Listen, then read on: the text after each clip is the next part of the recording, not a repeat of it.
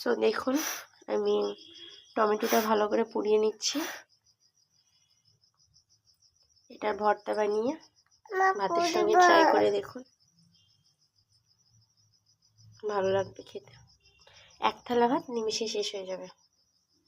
তো দেখুন টমেটো পুরো কমপ্লিট। এবার কিছু লঙ্কা পুড়িয়ে নিচ্ছি।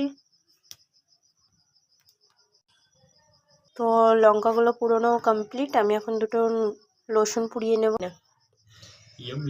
চাইলে দিতে পারেন, না চাইলে না দিতে পারে, এভাবে গলানো যায়। এটার সঙ্গে এই যে রসুন আছে এগুলোকে অ্যাড করব।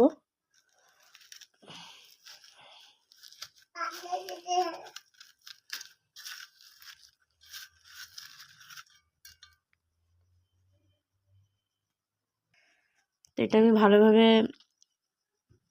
মলে নিয়েছি। একটু এতে অ্যাড করছি সর্ষের তেল। সর্ষের তেল অ্যাড করার পর এতে আমি অ্যাড করব পেঁয়াজ কাটা। পেঁয়াজগুলোকে ভালো করে এভাবে মুচড়ে নিতে হবে এর সঙ্গে মিক্স করে।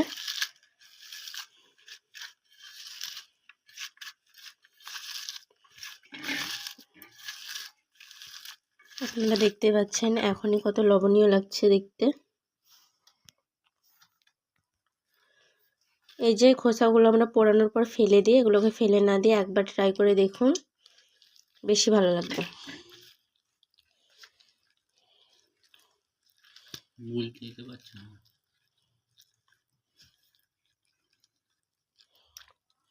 টমেটোগুলোকে ভালোভাবে গলিয়ে নিতে হবে। আর এই যে দলা ভাবটা থাকবে এটা ফেলে দিতে হবে।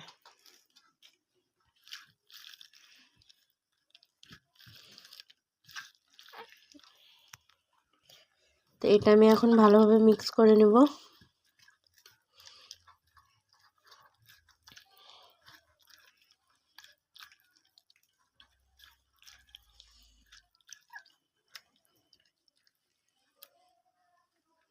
একটু স্বাদ বাড়ানোর জন্য অ্যাড করব 1 চিল লেবু। যে খাবেন না সে অ্যাড করে দিতে পারেন। এটা ভালোভাবে মিক্স করে নেব।